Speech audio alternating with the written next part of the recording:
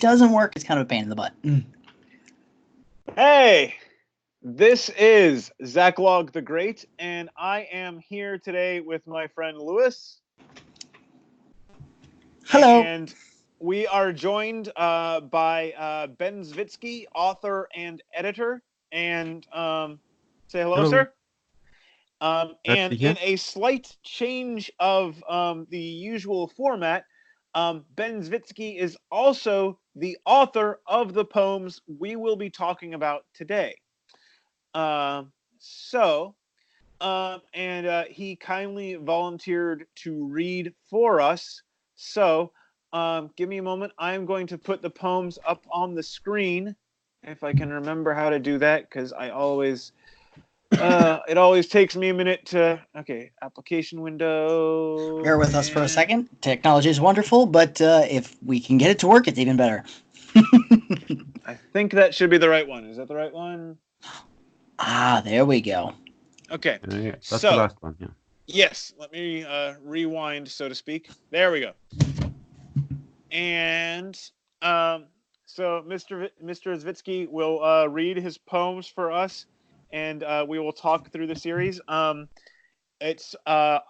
poems are Iron Sunday, Bronze Sunday, Silver Sunday, Gold Sunday, and Priceless Day. Is it Priceless Day or Priceless Sunday, by the way? It was originally Priceless Sunday because in the year I wrote it, Christmas Day actually fell on a Sunday. Fell on a Sunday, right. Ah.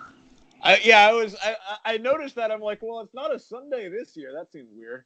Okay. Anyway. Yeah. There's a reason for the names as well, so we'll get into that. Okay. So yeah, go ahead. Okay, so we start with Iron Sunday. Nations crushed by iron wheels, with gladii and oblong shields. As far as human eyes can see, reigns Caesar, unopposed, supreme. He sees himself as a great god, to rule all with an iron rod. My empire has been built to last, my might will never be surpassed. But soon, that day will come. Okay. And we'll go on to Bronze Sunday. Bronze shields and spears arranged in ranks to form the fearsome Greek phalanx. Conquered nations far and wide. Now there's a new source of Greek pride. Bold theories and insightful thoughts that they debate in marble courts. Whose wisdom can outshine our own or that of our great pantheon? Twixt oracles and temples grand, in Athens a small altar stands, placed there as a reverent nod to an as yet unknown god. But soon that day will come. Silver Sunday. Bags of silver coins change hands for human lives from distant lands. Some caught in war, some caught at crime, some could not pay their debts in time. With chains on their bruised feet and hands, worth 30 silver to a man, some foolishly still dare to dream that they could one day be redeemed. But soon, that day will come. Gold Sunday. From mighty Babylon of old, through furnaces and statues gold, endured a voice that prophesied great future empires fall and rise. And then a rock to dwarf them all, arising from a land so small, its people cling to trembling hope in more than just a horoscope. The age is nigh, the world expects a noble, mighty architect of change unique in history, an end to Israel's misery. And soon that day will come. Priceless Day, or Priceless Sunday, originally. Beyond all hopes, beyond all dreams, beyond all human plots and schemes, to cure the ills that plague mankind, the bonds that hold the weak unbind, the wisdom of the world surpass, to show the lost the way at last, to shame the mighty and the strong, and show the proud where they went wrong, to open up the narrow door that leads to love forevermore, all this through a baby's birth, to reclaim corrupted earth. The fullness of divinity, combined with full humanity, to be the way, the price to pay, with unforeseen humility.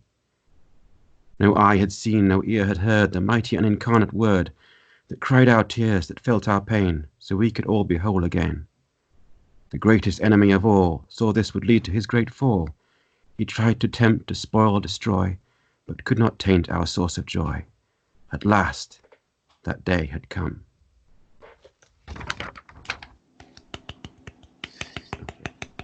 Thank you.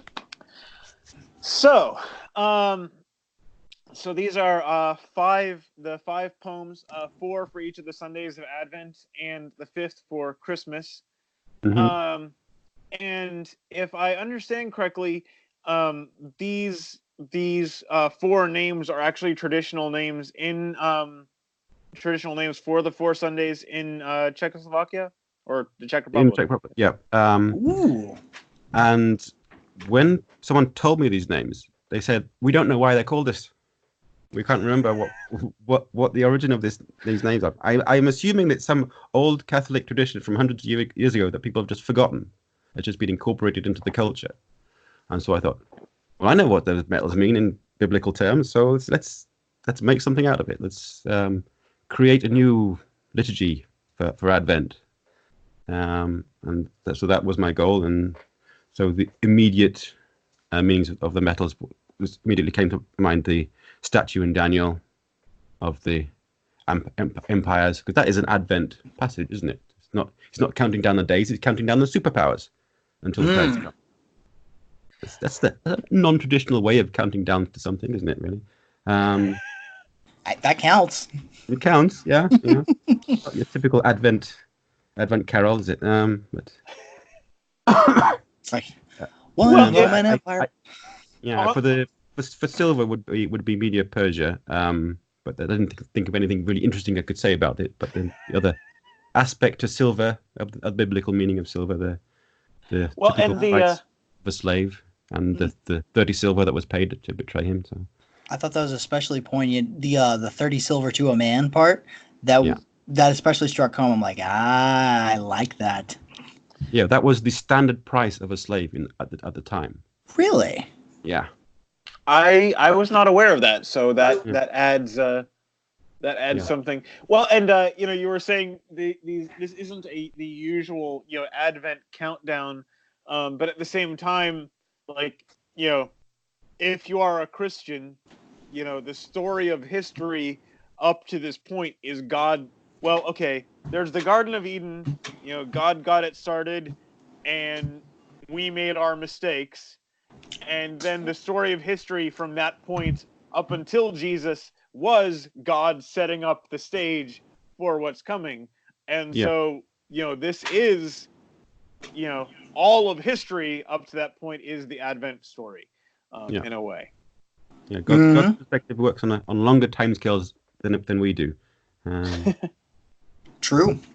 And that funny thing is that actually reminds me of I've heard a few people say this now, that part of the reason I've heard there's at least one person I know of who says a big part of the reason that he's a Christian is because Christianity has a way to account for the reality of evil, and he says, and evil, there very clearly is evil in the world, and Christianity has an explanation for that.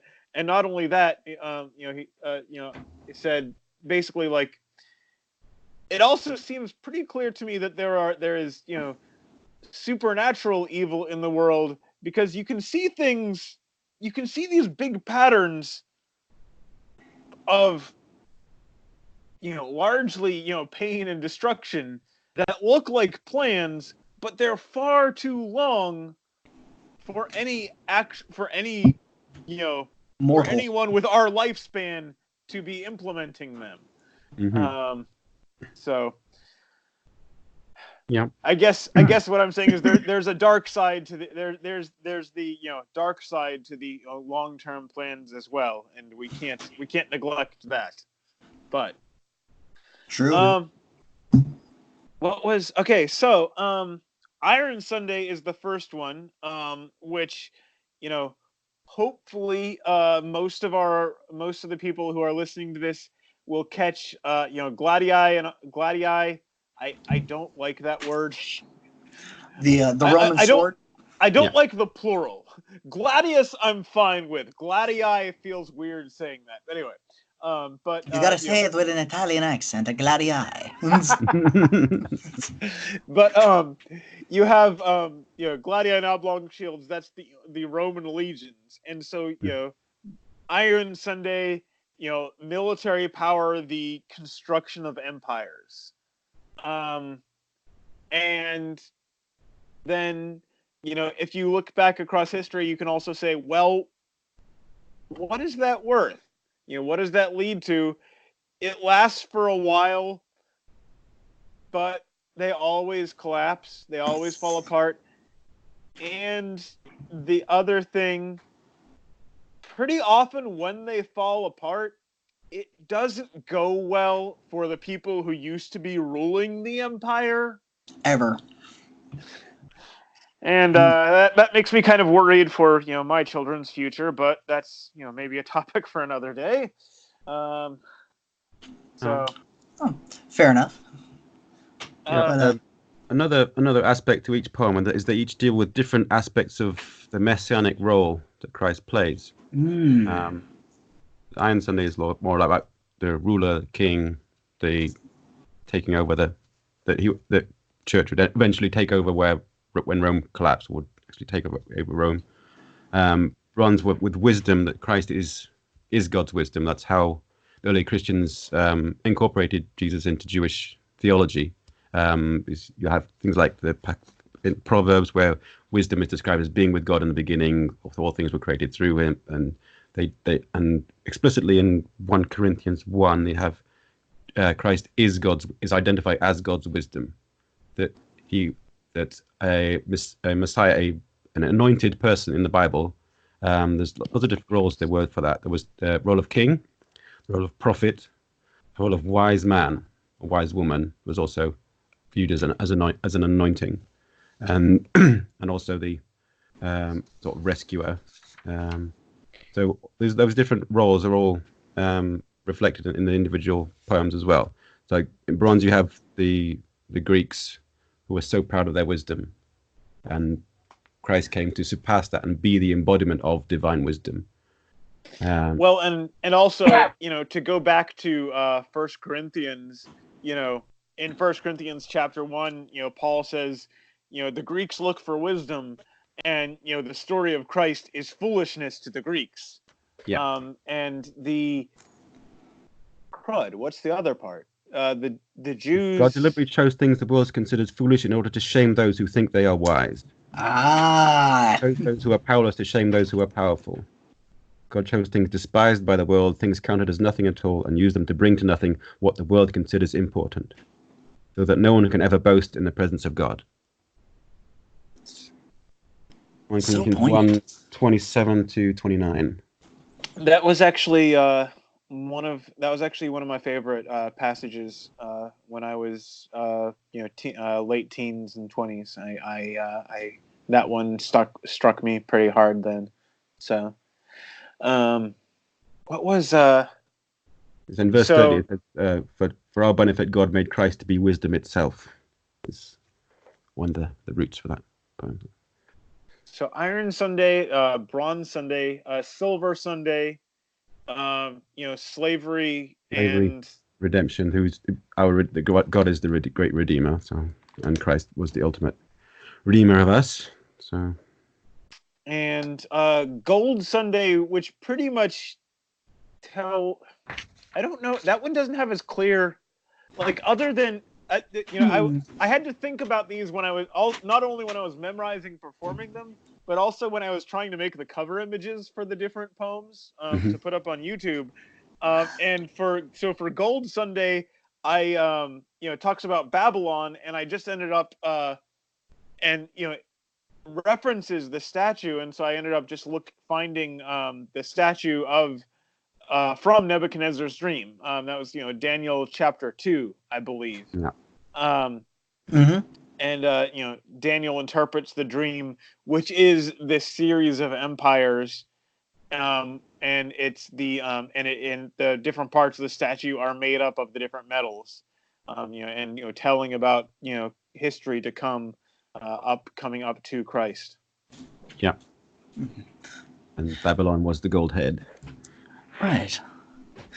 I find it funny that the empires that you're citing as iron, bronze, etc. Usually, when people lead up to something, they go in chronological order up to that point. You went in reverse. You went from the time of the Roman Empire, which is roughly about the time Jesus showed up, and you went back. I found that, was that on purpose, or well, because that's just goes with the names of the Sundays in the tradition. That the first one is called iron. It's increasing in value. Well, and excellent. Because it seemed to me like it was going back and back and back to the time before the fall of man, which was what Jesus was trying to repair, which was man's fall. He's trying to address the failings of humanity, and we're just kind of examining the human frailties throughout all of history with each different metal until we finally go back to the point that we're trying to address here. Well, so the like he said, the names of the Sundays, it's in that order in their tradition, and apparently at this point people don't know why that tradition got there and how it why they're in that order. No, I assume somebody does know, but nobody in my church does, so I made it up. So you didn't get to talk to the people who know. But well, it seems very poignant. So I applaud you, sir. It's very clever. I like it. Yeah. Well, you're also not just increasing in value. You're increasing context, widening the context. True. Iron Sunday is the immediate need for control of who I am. Bronze Sunday is needing for truth and wisdom, insight, and Silver Sunday needing for freedom to act and freedom to decide what I'm going to do with my life. And gold is like a much wider the breadth of history and priceless. It's eternity itself, like ultimate timelessness. So. Well, and the other one thing, and I'm going to be a little bit of a historical nitpicker here, because you have what is it in Bronze Sunday? Give me a second. Let me see. No matter what he says, just say poetic license. It'll work. Well, because in Bronze Sunday, it's bronze shields and spear. The Greek phalanx conquered far and wide, and now there's a new source of Greek pride. But the great Greek philosophers, we think of Socrates, Plato, Aristotle. But of course, in the actual course of historical events, there were the philosophers. And then there were the great Greek conquests. So it's sort of speaking to the time in Greek cultural history when they have been taken over by the Romans, but they're still very proud because of their wisdom. They're not proud of their conquest anymore. They're more proud of their intellectual achievement. Oh, okay, yeah, that seems fair. Okay, the Roman. Even though they were the dominant empire, the Romans, who could, wanted, Greek tutors for their children and things like that. So, even after their military power has waned, they still have that, cultural influence. That reputation. And now I feel like I'm playing Civilization 4 again. It's a little nod to Paul debating in Athens. And introducing, because they were obviously still very significant then. Yes, and so if you're not well read in the Bible, you would actually to get the full set of these, you'd have to have a whole series of footnotes. This is referring to Daniel chapter 2, 1 Corinthians. This part is from Acts chapter 9. I can't remember off the top of my head. I'd have to look it up. But you just need a whole page of just footnotes just on the weapons that he cited just in the Iron Sunday. Like, okay, the gladius was the Roman sword. It looked like this. So I think people know what iron wheels are. They can imagine that. Very true. Chariot. So, Lewis, we haven't heard a whole lot from you about these. What's any overall impressions or a specific poem, part of a specific poem stood out? I was very happy to see both the examination and the use of biblical reference, as well as, like you said, sir, the aspects of humanity that you threw in there. So I thought it was a very very artful, very delicate, very well woven portion of literature that kind of merged together all these different pieces for the examination of Advent. So I must admit, I was impressed.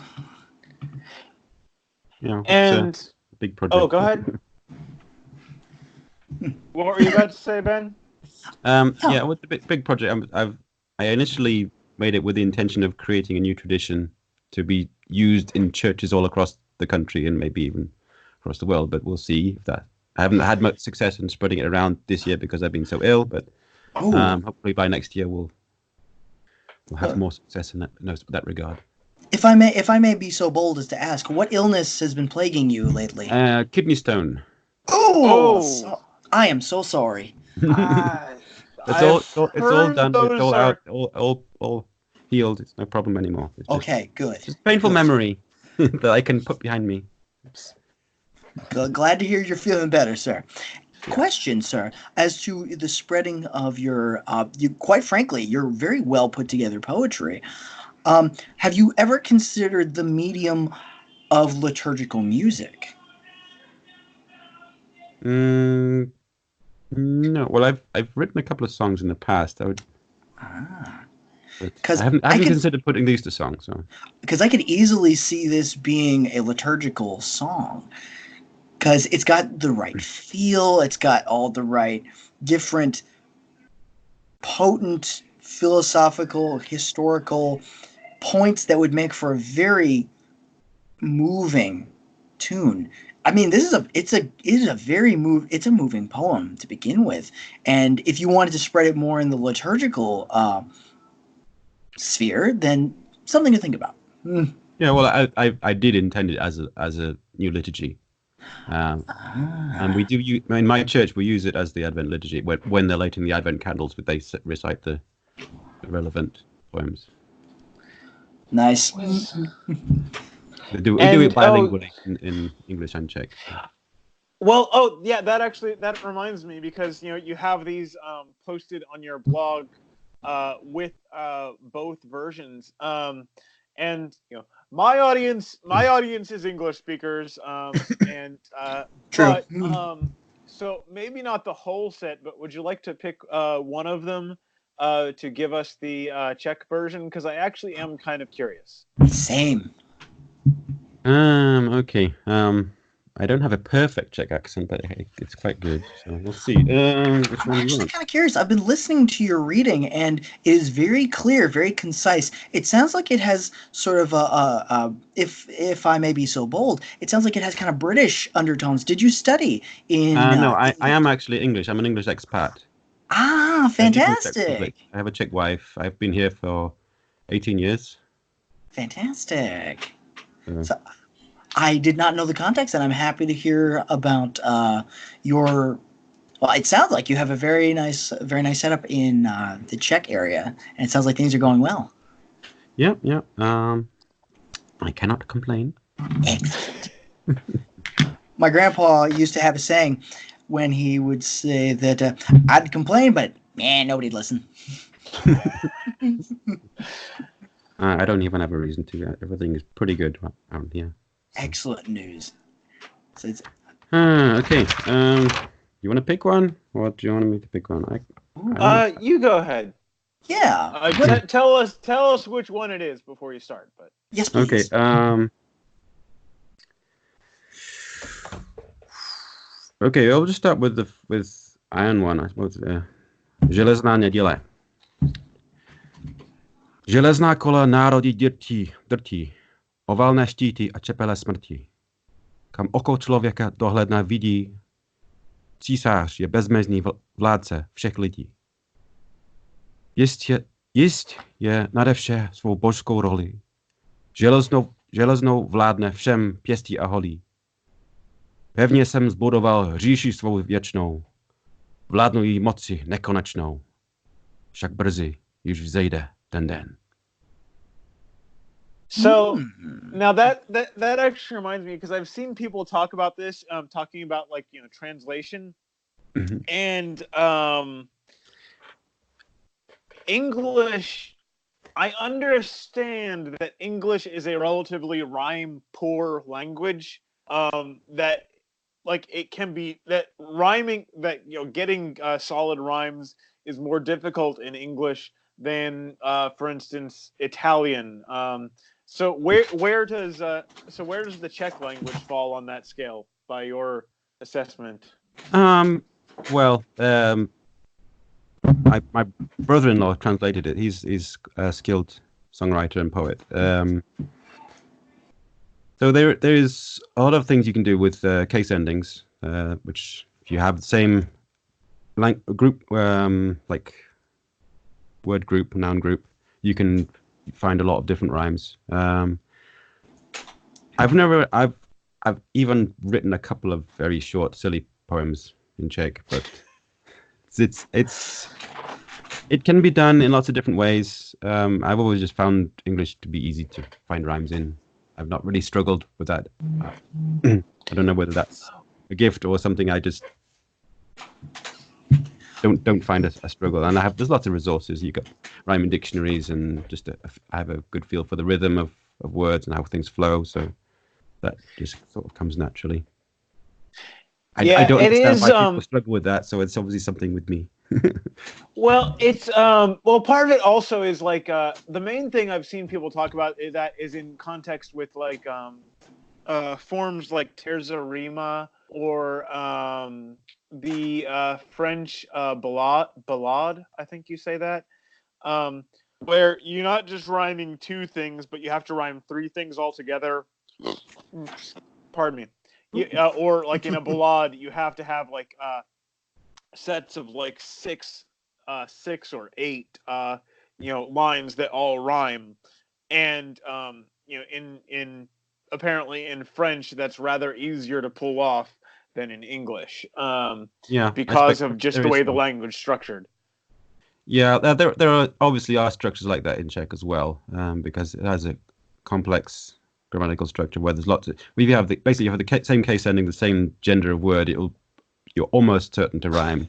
But there is lots of different groups within each gender where they conjugate differently, but there's a very wide selection of words you can choose from. So. And even across groups, you can rhyme verbs with nouns and things. It's not a problem. There's lots of Czech poets, lots of songwriters that I think it is a language that lends itself to song and poetry quite well. It sounds very nice as well to me. Well, with your permission, one day I would like to hear some of your more lighthearted and some of your more recent poems, especially if you've got something along the lines. You earlier said that you'd done some poetry with the Czech language. Is that correct, sir? Yeah, but that was just sort of just more of a limerick than anything else. It was. Gotcha. But I can't even remember what I wrote. It's like 4 or 5 years ago now. So no worries. I'm still kind of curious about it because I would like to see some more of your work, especially if this is kind of something that you like to do regularly. And, well, I have a blog, so. Fantastic. Well, with your permission, sir. Perfect. Well, with your permission and blessing, sir, I will check that out once we have concluded here. Okay. So yes, I'll and for everyone listening to the conversation, I will be certain to post a link to Mr. Zwicky's blog under the conversation as well. So So I have a couple of poetry collections out. I don't have quite enough to do a third one yet. I need to write a few more before I put together a third one. Excellent, sir. I have a quick question. I apologize for the interruption, but I was wondering if you had done any work, because Shakespeare sometimes worked in something called the iambic pentameter, wherein the syllables, I believe, if I'm not mistaken, were taken into account as well as rhyme. Yeah. Have you done poetry in that format as well? Well, most of my poems, I very much focus on the rhythm being consistent. The rhythm of the stresses and unstressed syllables adds a lot of power to the verse if you can keep that consistent, and that makes it singable a lot more readily as well. And the other thing with that, and if you look at the poems we've done on this channel, a lot of them are going to be metered as well as rhymed. I've never taken the time to look at that, analyze them while we're discussing them. But yeah, that's basically up until probably the late 19th century. That kind of thing was the rule in poetry. Having following the number as well as the rhyme. And yeah, it does. And one thing that does for you is, and one reason we have that most likely is because it makes it a lot easier to remember. Shakespeare didn't write his plays in verse just because it sounded good. He also needed his actors to be able to memorize them. And Yes. Yes. And when you have that, as Lewis knows from having performed a couple of these, and as have I, no big name productions, but local stuff, keeping the tradition alive, and when you have something with that meter, you can often tell if you've got it wrong just because, well, that doesn't sound right. And you're like, okay, go back to it. Okay, that's what it's supposed to be. Okay, there we go. Let's keep going. Yeah. The flow. And that's, yeah. So that's something that we carried forward essentially from, the oral, probably from the oral poets, from, Homer and the days before. And it still works today, and that's part of the reason I like to memorize poetry, and part of the thing I try to follow when I'm doing these, and then there's also there's kind of this tension, because you want to follow the meter, you want to follow the sound of the verse, you also want to follow the meaning, you also want to follow the expression, and those two things sometimes fight a little bit with each other. Whereas you can just be da da da da da da da da, when if you're saying it like you were speaking naturally, there would be definitely more emphasis, but at one point or another. Go ahead. Yeah, that is a struggle sometimes, but it is worth the effort to invest it, because English is a rhythm-based language, very rhythmically powerful, because stressed syllables, and you can get away with quite a lot in English in terms of tweaking rhythms, because you have your standard examples, 1 and 2 and 3 and 4, 1 and then a 2 and then a 3 and then a 4. It still sounds consistent. It doesn't sound out of place, because the unstressed syllables, you can mash quite a lot of them into that gap where it's a rhythm timed language, that the stress timed, I think they call it, that the stressed syllables are all equally spaced in time in the sentence.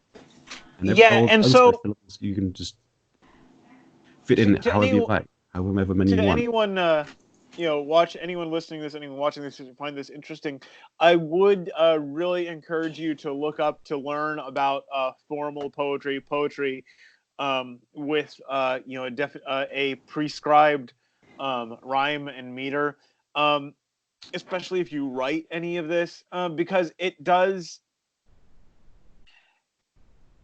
Some people say this sounds out of date, it sounds old-fashioned, but if you can do it right, it really does, it can be a tool that, can give a lot of power to your verse. And the other thing, I think it was, I could have the person wrong, but I think it was, XJ Kennedy, someone who was a contemporary formal poet, and he was, talking to a class about, writing, and someone says, well, it makes it difficult to say what I want to say.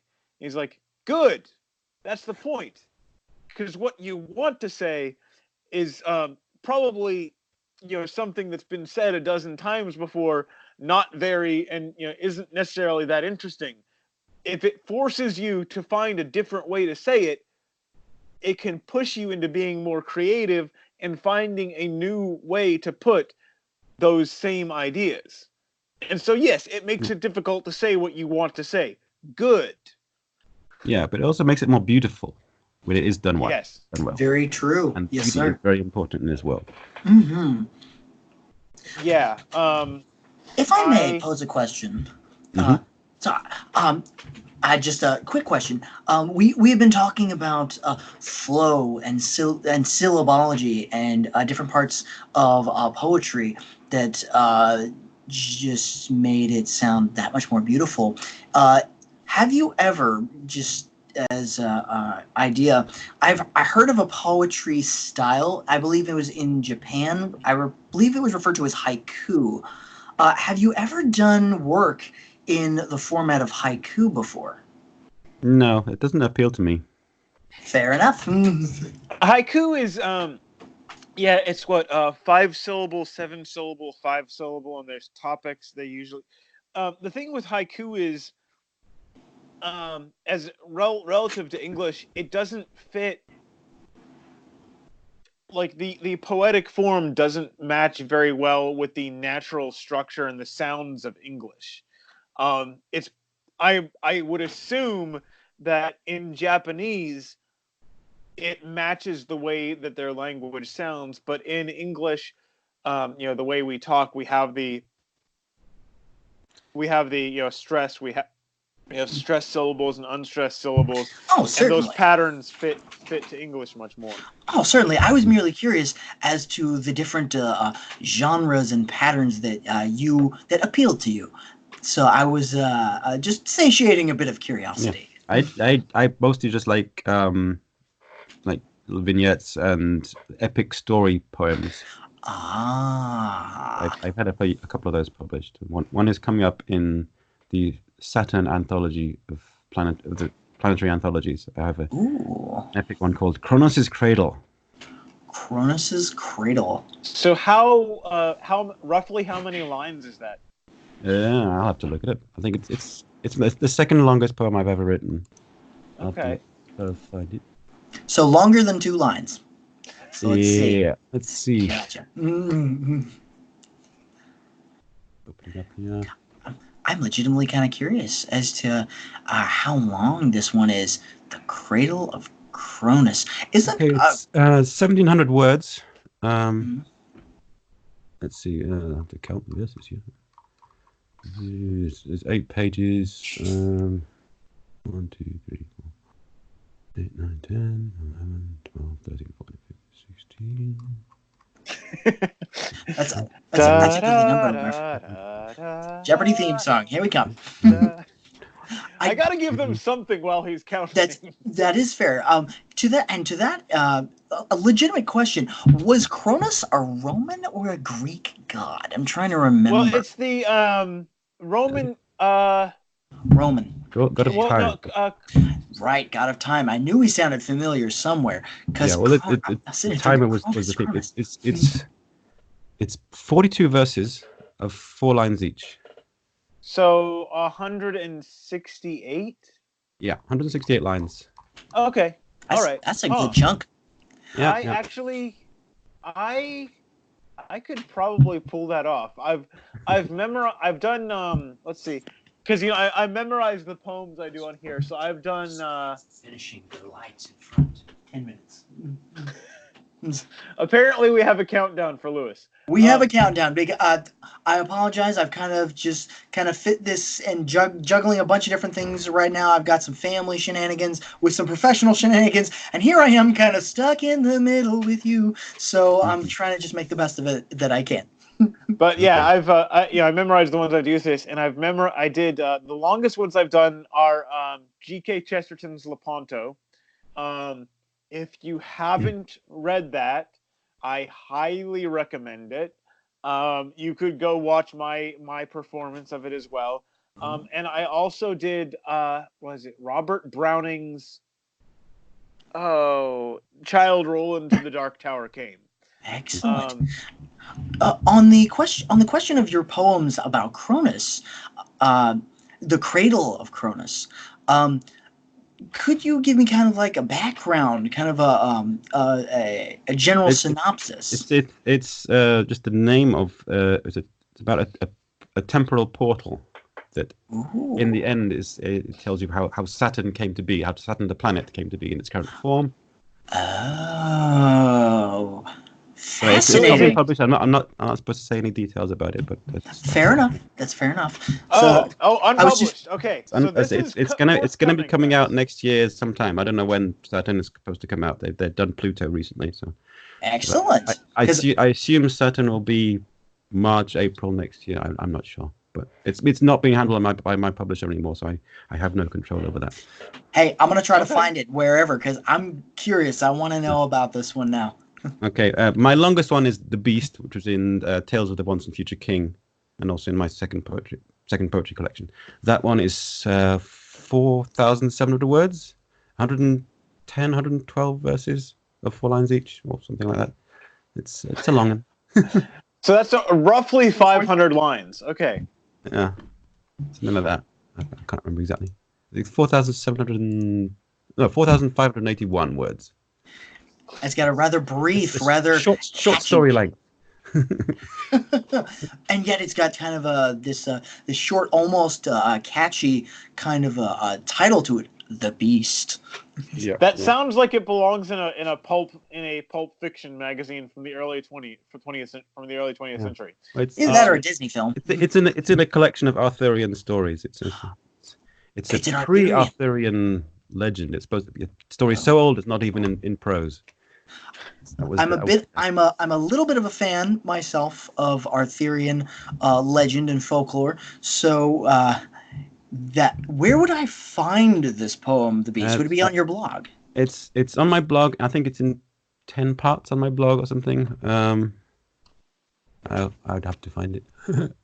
Don't worry about it. I will hunt it down. Or you can get one of my poetry collections that will be in Selected First Heroes and Wonders is my second poetry collection. And it's also in Tales of the Once and Future King, released by Superversive Press 2 years ago, I think it was. 2.5. Excellent. Where would interested parties go to purchase said works? Well, they're on Amazon. You can search for me, Ben Zwycky, or Tales of the Once and Future King. That was edited by Anthony Marchetta. Excellent. And a lot of different people.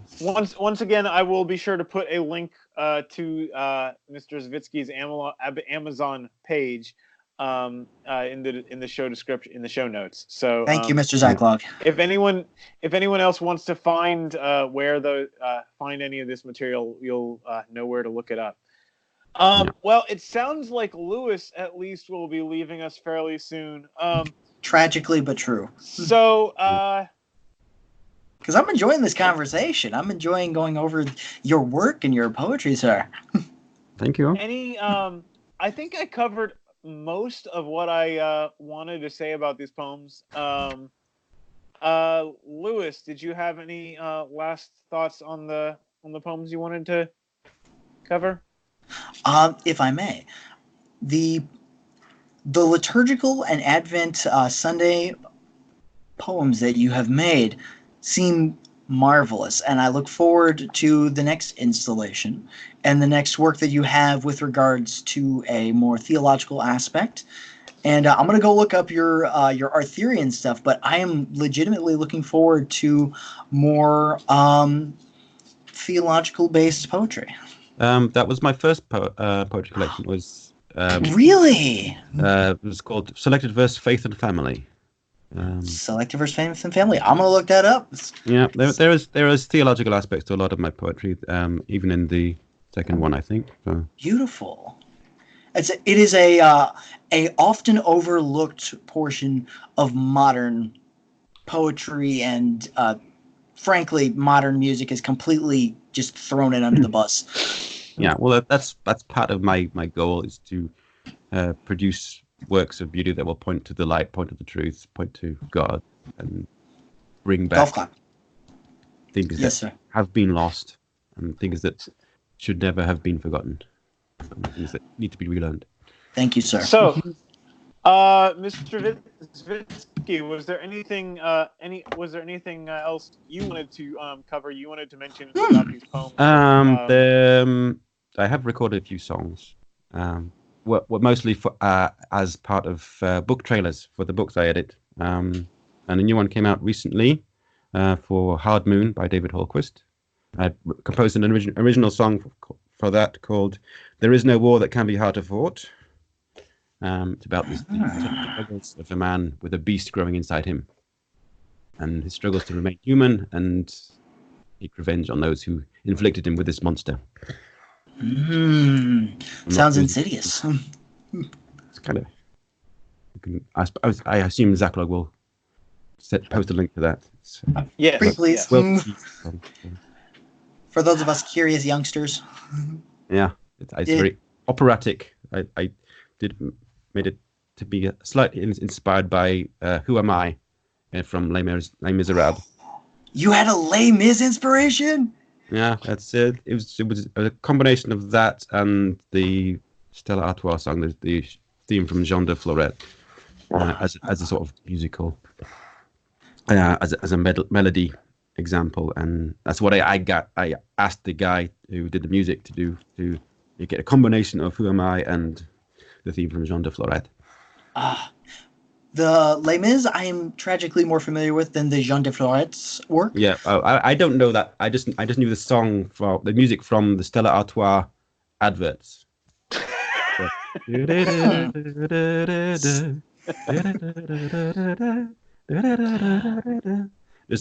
was the kind of the theme that is in lots of beer adverts. So excellent. Then in that case, I'm gonna have to look that up too. They're not particularly holy, those adverts. It's just a nice little theme that I thought would lend itself well to this sort of philosophical song. So excellent. Thank you, sir. And I look forward to your future work, sir. But for now, gentlemen, I am afraid I must bid you adieu. And thank you very much for your time, both Mr. Zaklog and Mr. Zwycky? Zwycky, yeah. Zwycky, my apologies. My pronunciation is in the works. It's something everyone struggles with. I appreciate your understanding, sir. Thank you very much. But thank you for having me, and you both have an excellent day, and God bless y'all. Thank you. Okay. Merry Christmas. And Merry Christmas, gentlemen. All right. And goodbye.